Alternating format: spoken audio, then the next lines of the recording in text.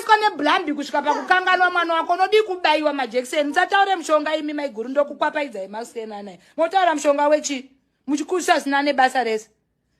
Uyu rudo rworo kuvharwa nini? Unokochesa Blambi kuti Hanzi neundi ndinochengetwa ye murume who does this. Murume uyu anobeta basa.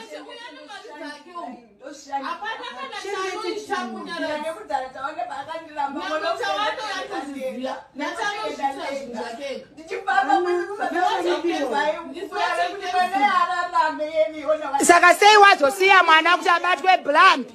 Mwana abatwa sei Blambi? Blambi abatwa sei mwana?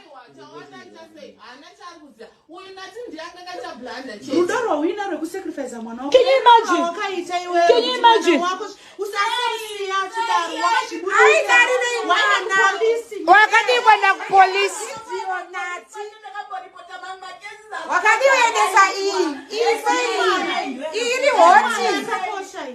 Ekuru wakwenyu nekwa biscuit nina yaliona. Ama polisi amakana ndepi? Yaunda ikoko. Mukomana uyari kupi? Pamba pake aupaziye.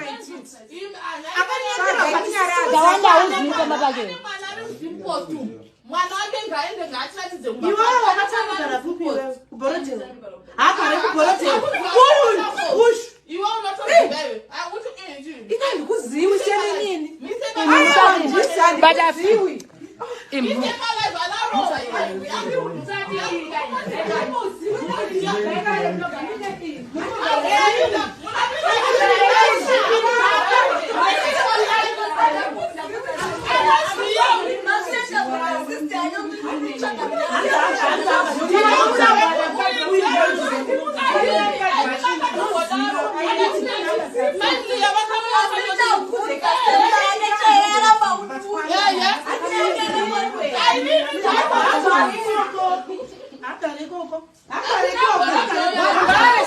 What nonsense is that?